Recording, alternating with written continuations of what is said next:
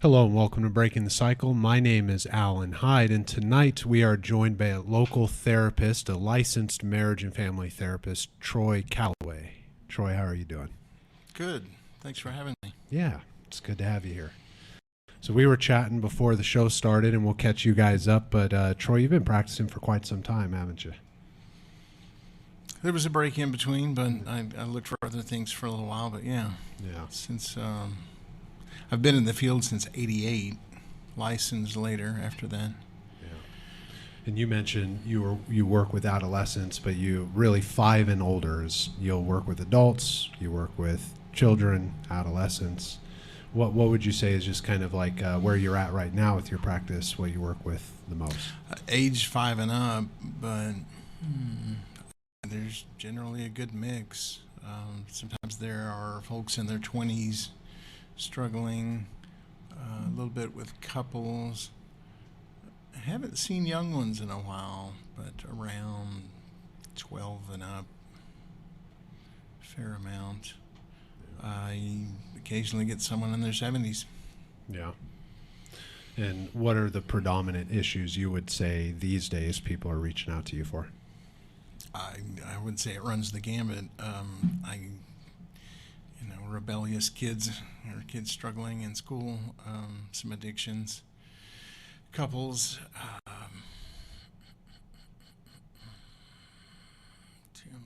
behavioral addictions. Why don't we dive into that for a moment? If you could just describe for me behavioral addictions. Probably the most common would be sex addiction, pornography, a little bit with eating disorders, but they tend to find someone more specialized in that. I used to carry the certified compulsive gambling counselor certification. Yeah. No one knocked on the door for that. Yeah. You might hear about it, but they didn't say. They usually like, I don't want to work on that. Yeah. I don't want to quit that. So. Yeah, it's like when you're driving through Vegas and you hear the radio station talking about if you have a problem with gambling, it's like they're in the casino right now. They're not calling. Yeah. Are you a 12-step advocate? Do you send people to support groups off of your work, or what are kind of some of your approaches when someone comes in? When I get in the field,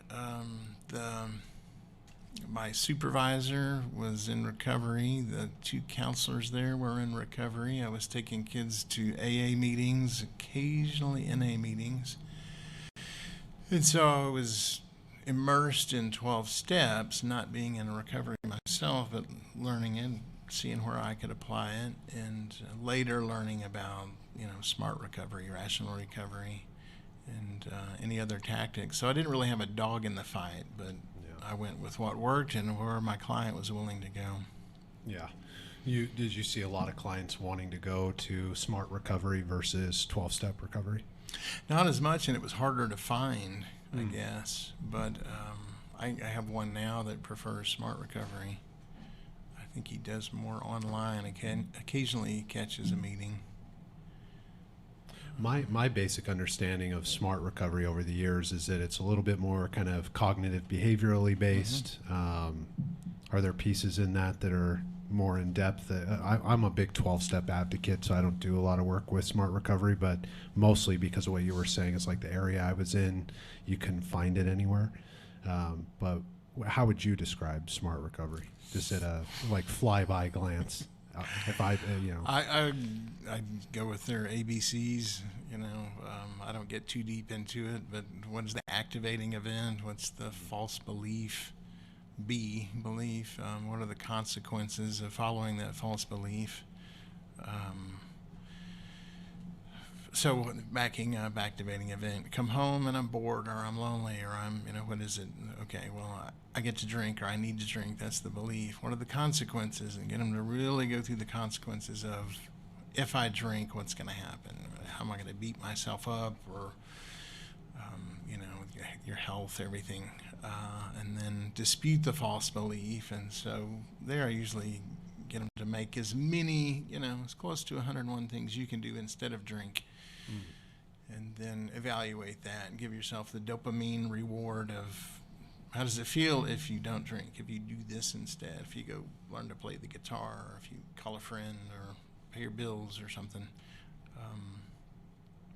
In the long run, do they feel better about that? Is it worth it? Are they willing to continue that? But I find a nice overlap.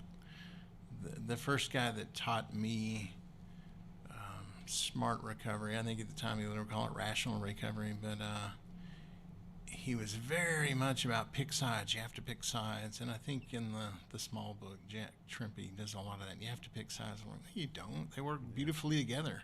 So, Yeah. yeah. Well, I think just like in any approach, if you're willing to have an open mind, that's our base. Yeah. Yeah. Yeah, it can get real rigid out there in the treatment modalities and theories, but I've always found solace in having open mind. So A, B, C, D, E, real simple to follow. Yeah. Yeah, maybe we'll put that in the comments for later, but we'll get to that. Yeah.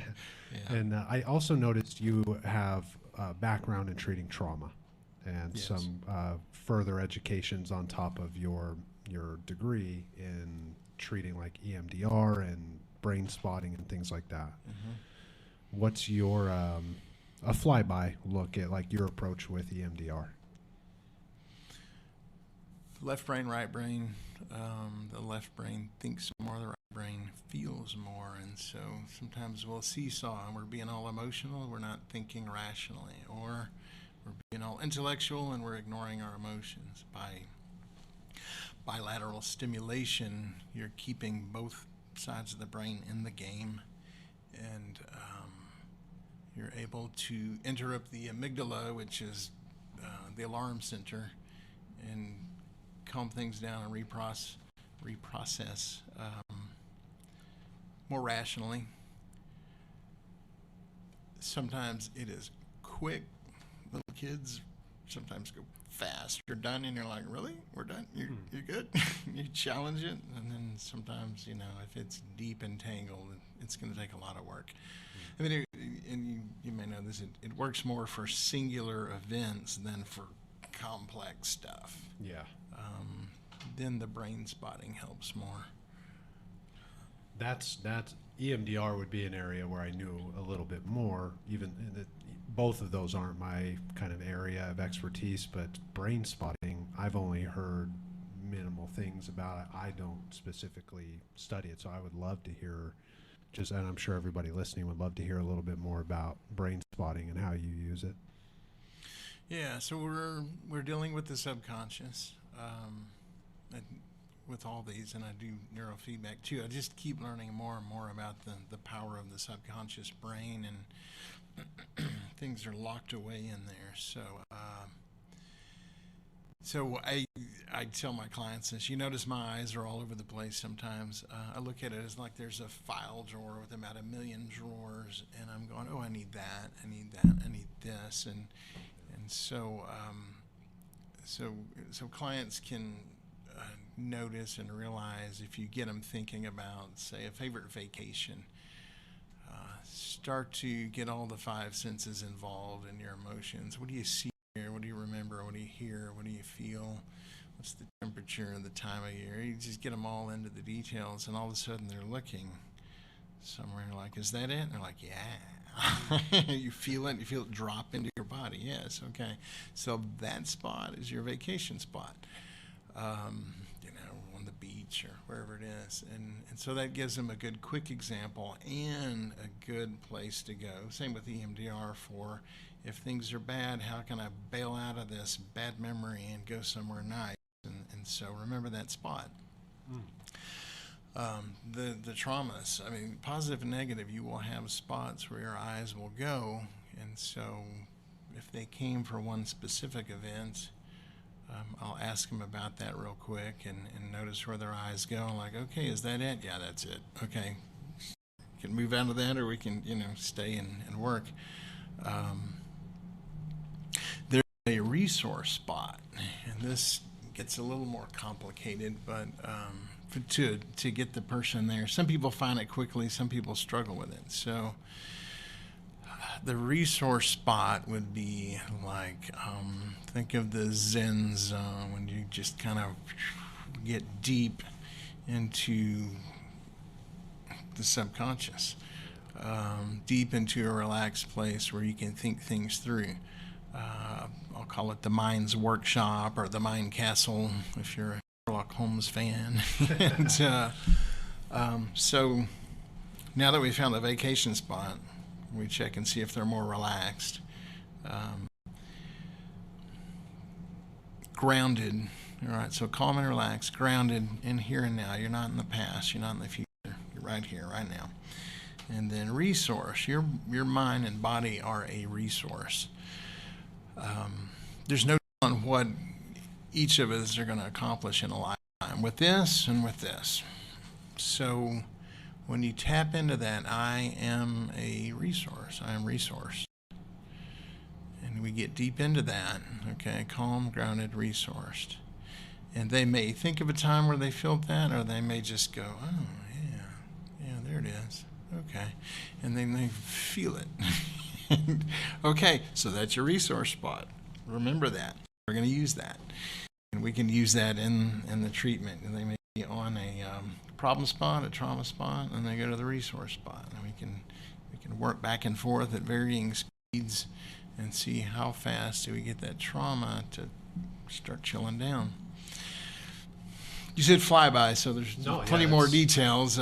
That's a mixed hodgepodge there. It's interesting, right? Because, I take a general kind of psychoanalytic approach. That's kind of traditionally how I was trained. But even in those theoretical approaches, what you're of like dropping into the body, feeling these different unconscious thoughts, connecting the ways in which we move through them. It's like no wonder, these theories have become so widely used and talked about. I mean, I've never sat and heard someone describe it, so it's just nice to be able to hear it and see like, this could be some real effective work.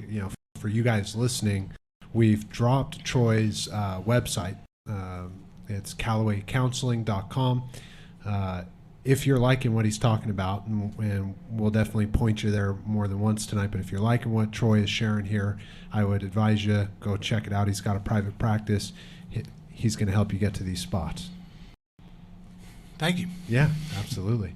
So one of the things that when you were talking about it that I was just kind of resonating with is like, even right now, when I process, I look specific places, and so when you were describing that, I was like, oh yeah. And I when we were kind of getting to know each other, I noticed you were doing that too. And it's like, I think a lot of us would relate to that. Yeah.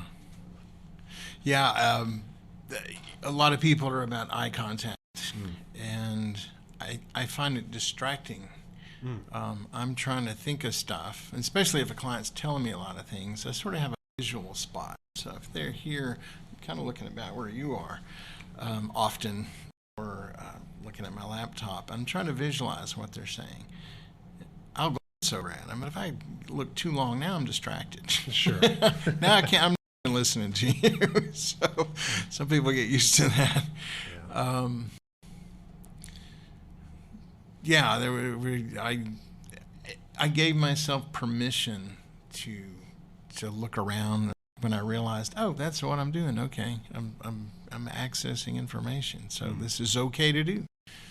And especially when clients explain themselves, I'm like, oh, you're totally cool with that. Look wherever you need to, man. That's such a common experience. I used to do it back before I was a clinician. I would explain like, oh, just I look up sometimes when I process, and I would tell people, or clients will explain themselves in that, and it's like, it's okay.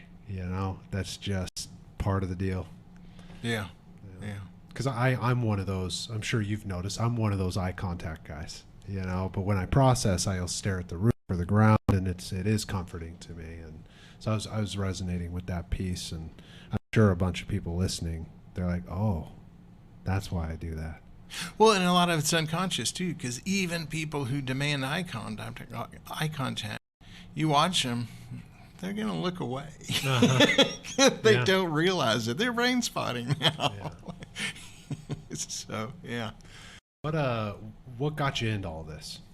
Like, what got you passionate about working with people on these kind of more if we would want to call it like spiritual, but like emotional and healing. And what drew you in these directions?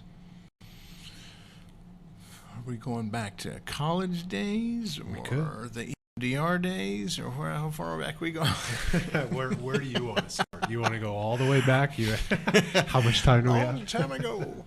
I never took a psychology class in high school or college until like the second semester of my junior year. I thought psychology, like it's a no-brainer. And I was like, well, then why is it not your major?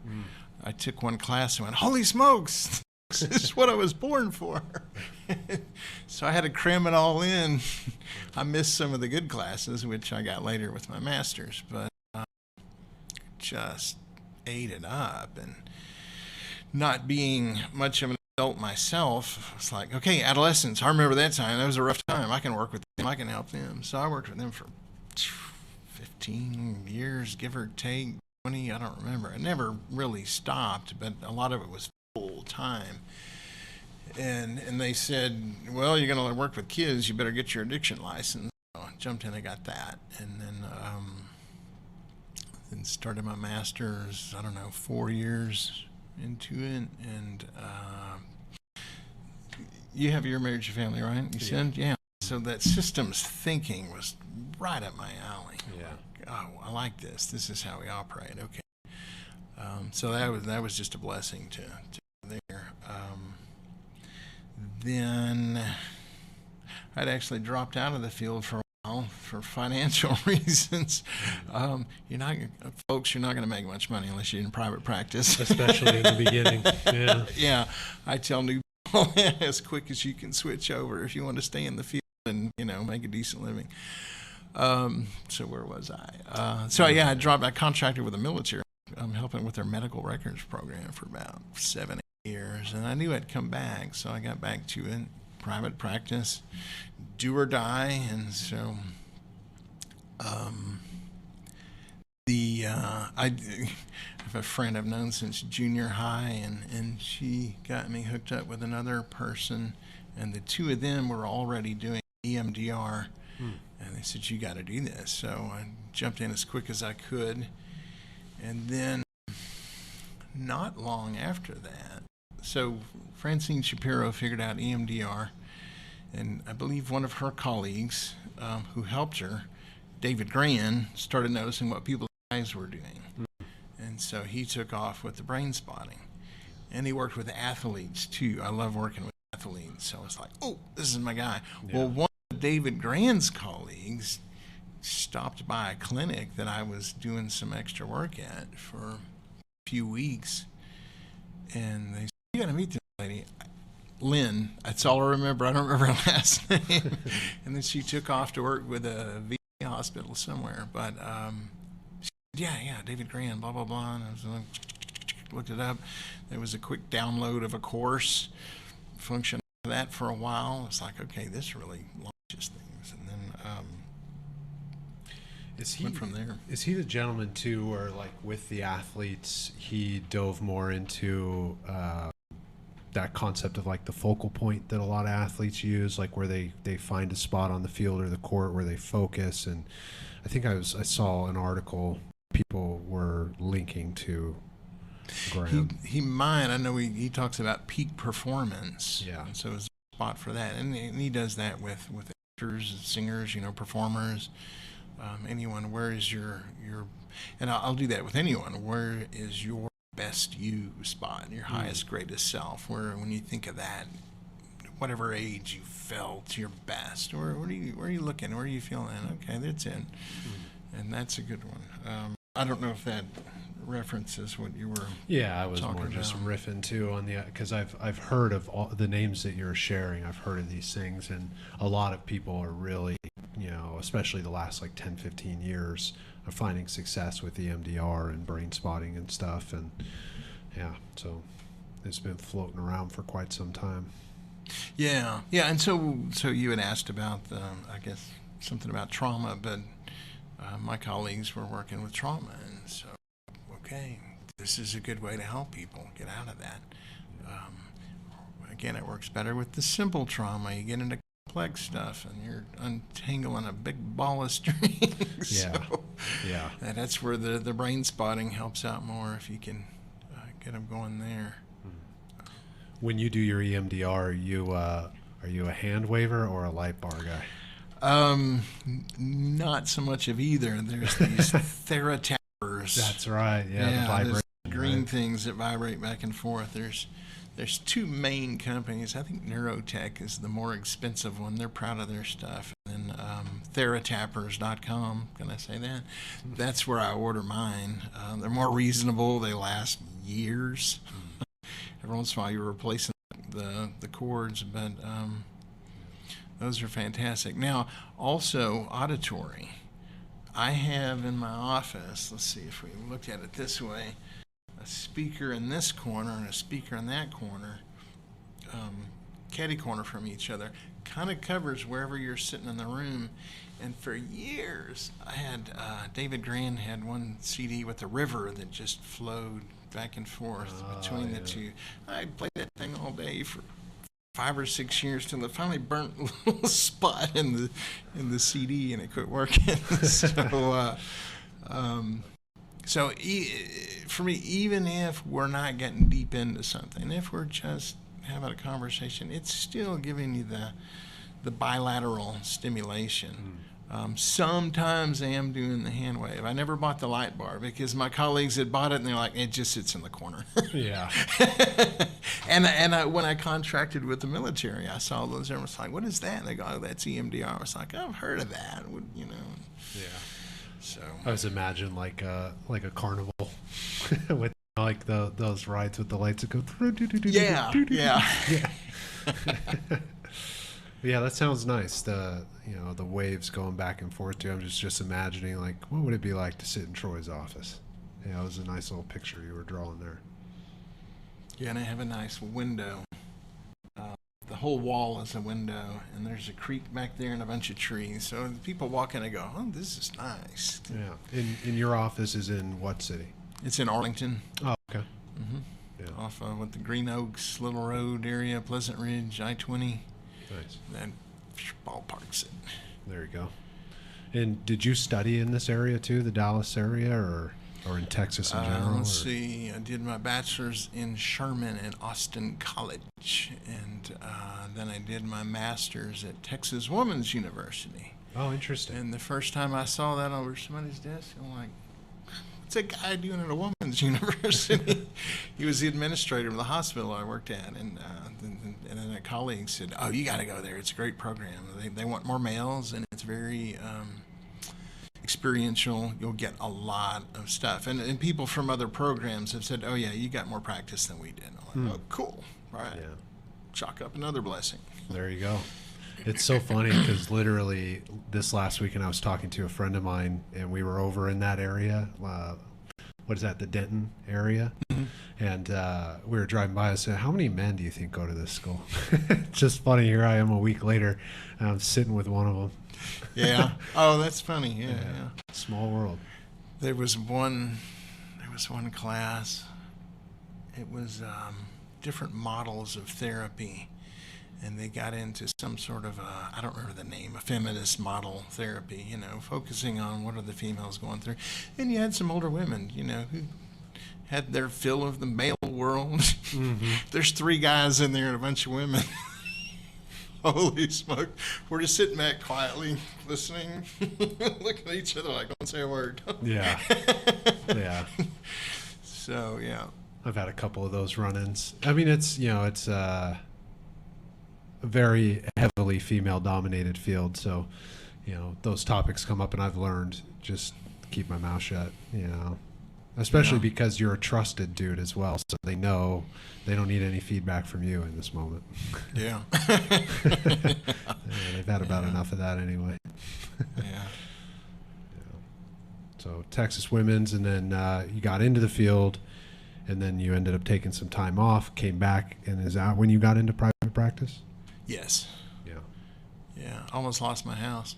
I was about 8 or 9 months behind on payments. Bank's calling every so often. You still plan on keeping it? Yes, I'm keeping the house.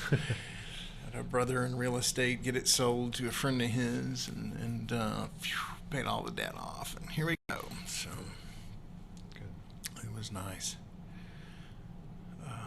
Yeah, I hope I don't ever have to work for anyone else again.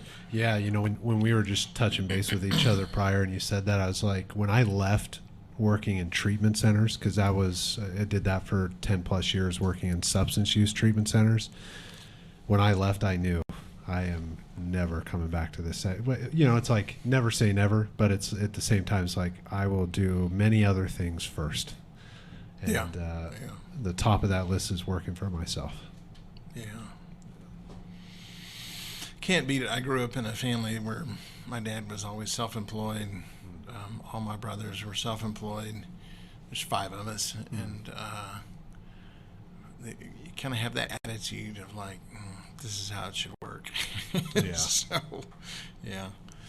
Any of the rest of them therapists or just you? No, just me. Yeah. Yeah, my little sister is a school psychologist. Okay. So it's funny. You know, it's like she always knew she was going to be in this field. I kind of resonate more with you of like I had never thought about it. Once I found it, I was like, that's it. Yeah. But yeah, it's funny when it becomes a family business. That's when you know it must have been real messed up. Yeah. I've known a few. Yeah. Now you got me thinking. Yeah. Do you practice with a lot of people that you went to school with, or like share referrals and keep in touch with a lot of people, or did you guys kind of all go your own ways? It started with one friend. We had somehow gotten in touch, found out we worked in the same building for MHMR, and missed each other, and had wound up on some email list, and so got back in touch. She pulled me in with a crew. I don't know, there was about 8 people working in 5 offices, and then there was talk of upgrading or moving, and so everybody moved together.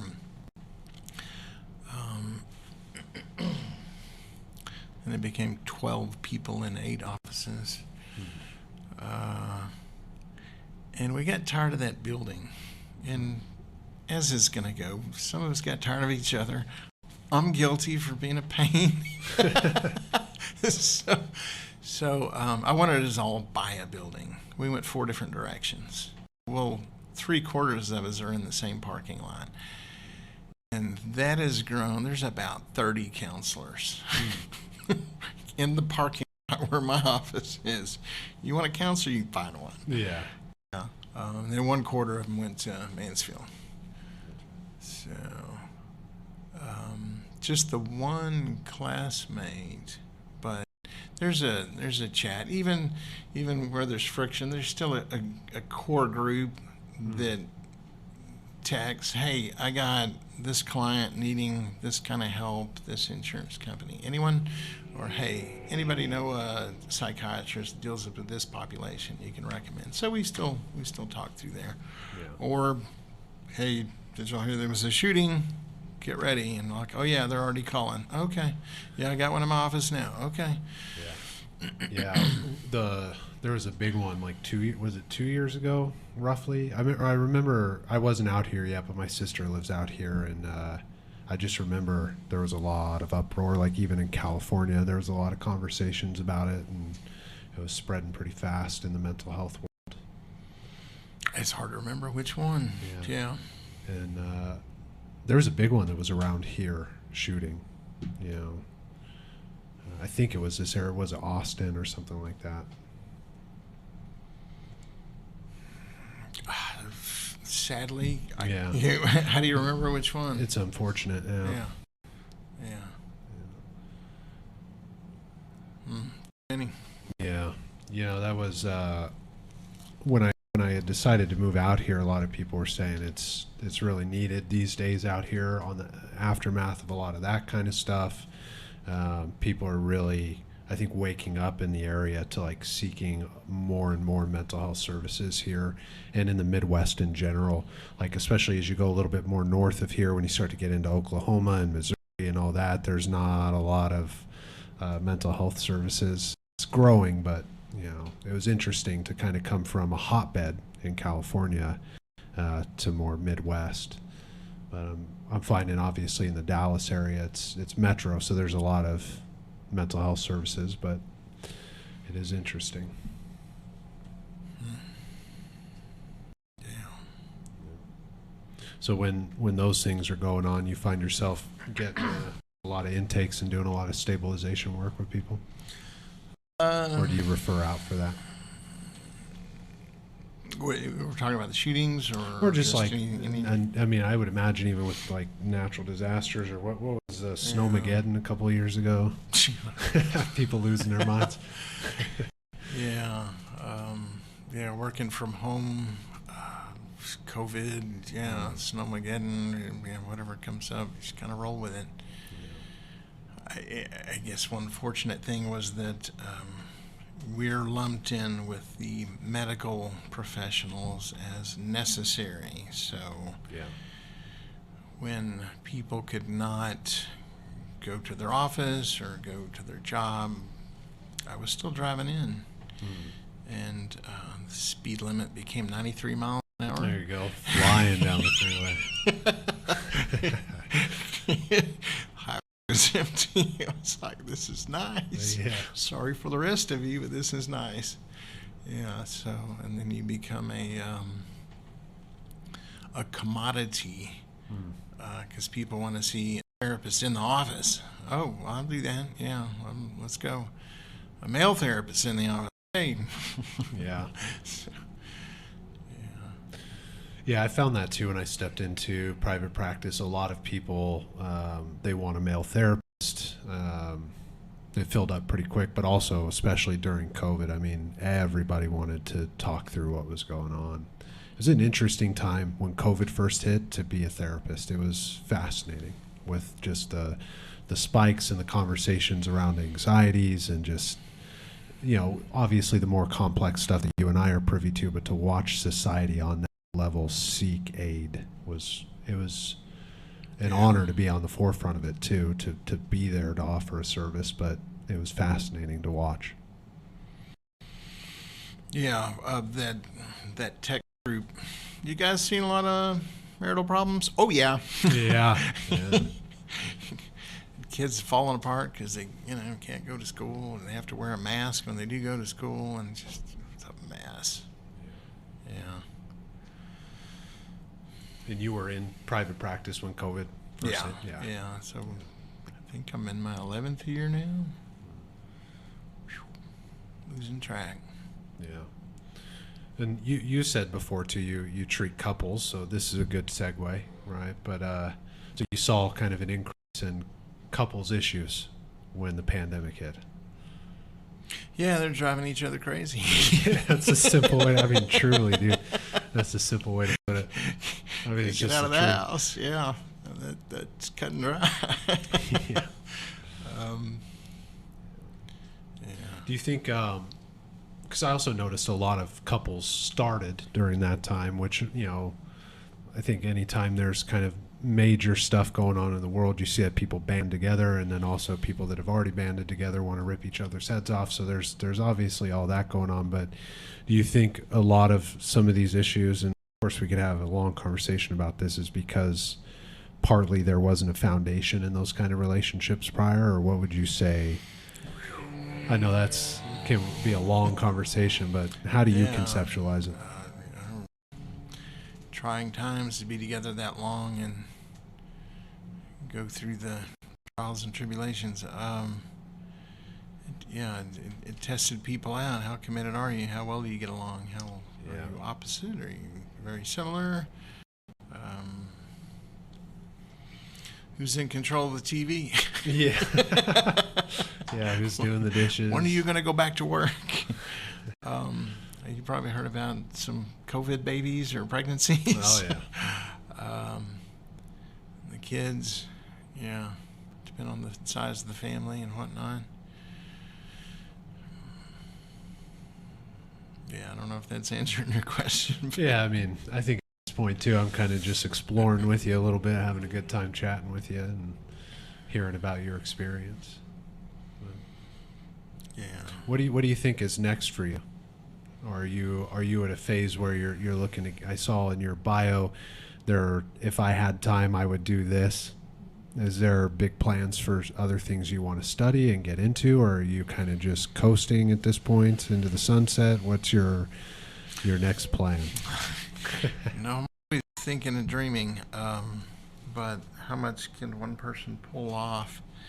I'm not a manager kind of person, so bringing other people on board just becomes a stopping point or a huge challenge to get past that.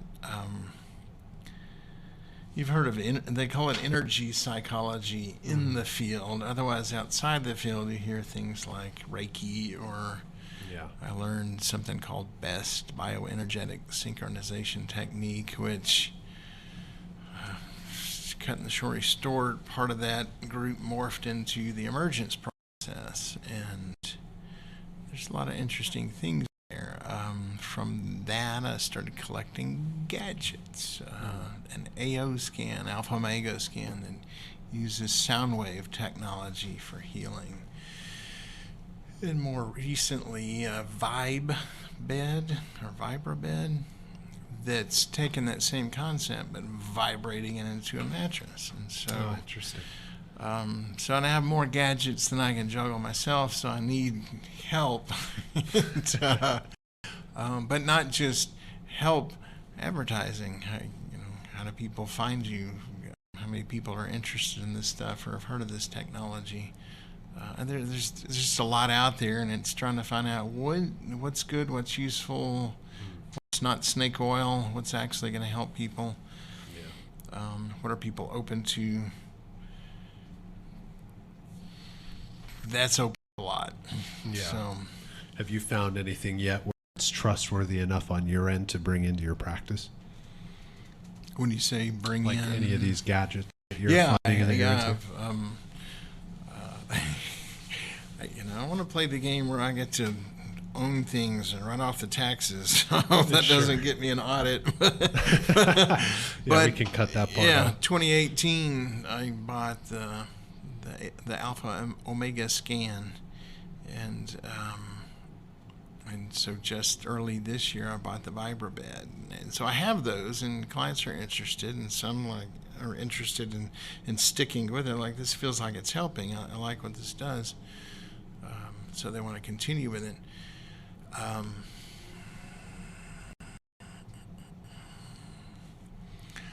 need more of me. I need 3 or 5 more of me. But I have a young lady who does the energy work and is willing to run the gadgets, the equipment that I collect. I got to get the advertisement going. I got to let people know I'm on the map. I do energy work and I have cool gadgets. Interested? Yeah. New tab on your website, maybe. Well, I'm working on that now, and that's sort of dragging communication with my web people, and anyway. I've found headaches in those realms too. Navigating. They understand all the tech stuff and they try to explain it, and it's like I'm trying to explain what I want. And merging those two worlds, I find my Zen spot, like you were saying earlier. Yeah. So I'm hoping to get that going ASAP. Who knows? Maybe you just launched me where I need to go. Hey, well, I'm always curious too. Of like, I had checked in with you before. Kind of first experience in a studio doing a podcast like this. What when I had reached out, like, what drew you in to decide to say, you know what, I'll do this? It sounded interesting. Sounded like, this guy knows what he's doing. This sounds fun. Do an interview. Cool. Let's go see what happens. What's it gonna hurt? Yeah. So I appreciate it. Yeah, no, I appreciate you. You're the second male therapist I've had on the show. It's just nice. Not many of us. No, it's you got to comb through for a while to find them, and then hope you get a response. And so, very grateful. Well, and I had a therapist move too far away to use her office anymore, and so one of the other therapists in my office, Melissa, said, well, I can put out a, beacon. And she goes, hey, this guy wants to talk to you. I was like, a male therapist? Yeah. No way. Check it out. How about that? Yeah. Nice. So I think there's 2 that are interested. I don't know we'll see. Yeah. That'd be cool to just, as I get to know you, watch your stuff grow, and whatever directions you take it, I'll be a fan, watching, promoting you, sharing your stuff. Thank you. Yeah. Yeah. So, any last kind of passions you would share if we were going to talk directly to our listeners, and things that, while you have a platform and possibly thousands of people are going to hear this just over the coming week, what would you share with them about therapy, normalizing maybe some of the work that you do? If someone was like, I'm on the fence, I kind of want to talk to someone, but I'm not sure, what might Troy say to that person? There's a lot of directions to go there. You asked one question earlier. When I sent you my bio, I just did a cut and paste from Psychology Today, maybe added one line, and I realized, on Psychology Today there's check boxes, like one that says Christian counselor, but it wasn't in the bio. And so a lot of people seek me out for that, and you can speak the same language on that when somebody comes specifically for a Christian counselor. As far as counseling in general, we all need work.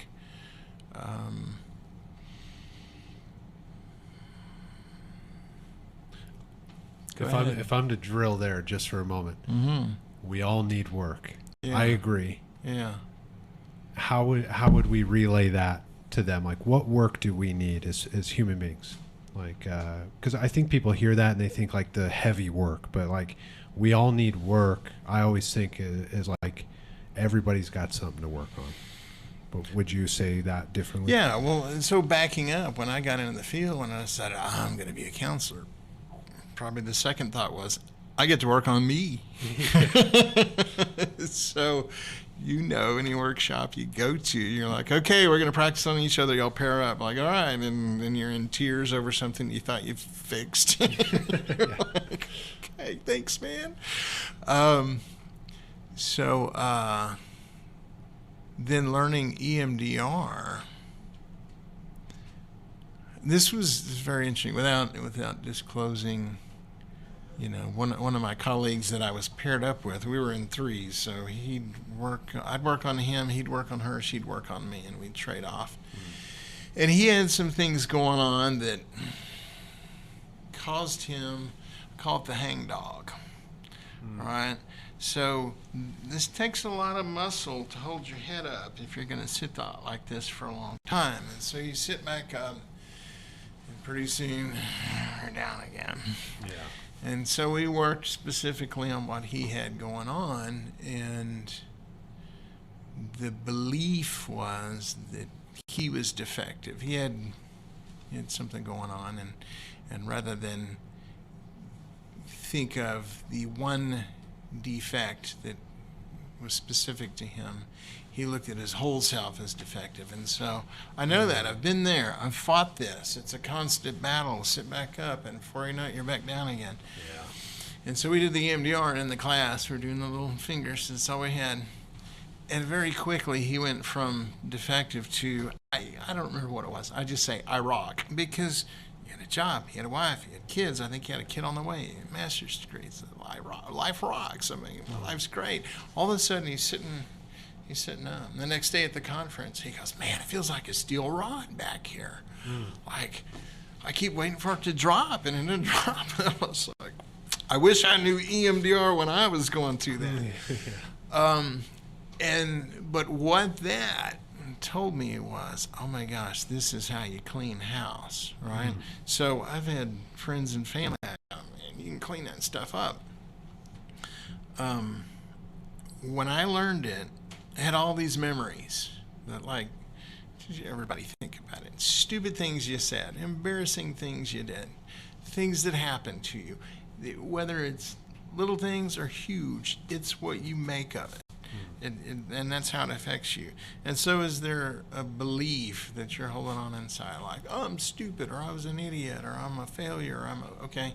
So those beliefs are what we're working on with the EMDR. And anyway, I cleaned house. I'm like, all those things that leave me red in the face or angry that happened decades ago, and I'm sitting in the chair and nobody's in the room, I'm going, I was like, why? Yeah. When does that go away?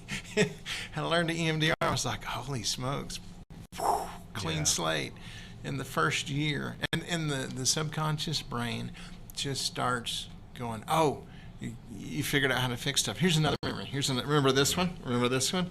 Remember this one? Like, oh my gosh. Yeah. I could be driving in the car and I would just do my eyes back and forth, or I would grip the steering wheel back and forth, or, you can tap your knees. They call this the butterfly hug. You can be scrunching your toes inside your shoes. Something bilateral. There's a lot of music out there, bilateral music. And for those listening along, Troy is going through, he's showing you the different motions. The butterfly is across, of your arms, and you're tapping kind of below your shoulders. Yeah, below the shoulder, the collarbone is a good spot. So cross your wrists over your heart and just tap left, right, left, right, left, right. And that is the bilateral stimulation of the brain. It's like you got two friends. Hey, come here. Hey, you, come here. I need both of you. All right, so you're keeping them both in the game, both sides of the brain, the rational thinking side and the emotional side. And all of a sudden, memories from long ago just chill out. Yeah, and that's connecting earlier when you were saying, and I've heard this with the EMDR too, but for those who are following with us, those simple experiences, not the complex traumas, but those simple experiences really, like you were saying, they start to feed in. And it's like, let me resolve this, let me resolve this, let me resolve this. And I'm glad you said the ones I cleaned house on, there was not any serious trauma like we might think of, big stuff. So yeah, because there's something called looping, where the brain starts replaying, looping, and you can get caught in a trauma, and you kind of go, some people have gotten catatonic. Now, I had colleagues that experienced this. Fortunately, for whatever reason, I did not get anyone stuck in that mode. Maybe it's the Brainspotting that got them out, kept him out, I don't know, or just knowing ahead of time from my colleagues, hey, watch out for this. So that is one you want to be aware of. Are you trying to fix some big, deep, serious trauma on your own, or, with your friend, your neighbor? Maybe seek a professional. Yeah, that might be a good idea. Yeah. Who can bring you out of that if you get stuck. So. Yeah. I like that last part. Kind of circles into, like, as we share with them, as they're listening to you, and those who are enjoying what you're sharing. It's like, if you're feeling stuck, reach out to a professional. If you like what you heard from Troy tonight, his website is in the comments. It's going to be in any description of anywhere you find where I've posted it, and you'll be able to find his website and get in touch with Troy for therapy. I have 2 questions left for you, and then I'm going to let you be a free bird. But who is your favorite childhood cartoon? Favorite? Dennis the Menace. Dennis the Menace. Oh, we go way back. Yeah. That's a good one. How would Dennis the Menace benefit from seeing you for therapy? That's funny. I refer to one of his cartoons.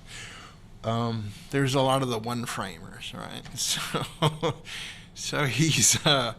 You gotta know Dennis the Menace. All right, so he's come in from outside.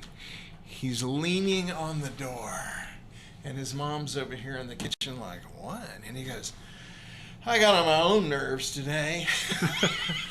I don't know if that answers your question, but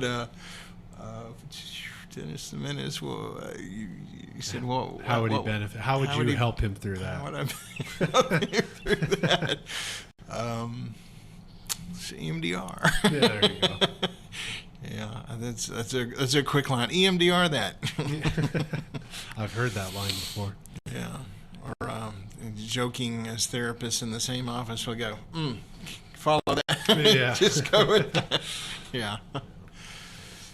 If you were to start a mental health amusement park, what would be the first ride that you built and why? A mental health amusement park. Wow. That could be fun.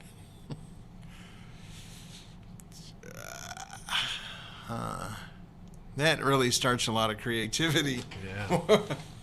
Could be anything you want.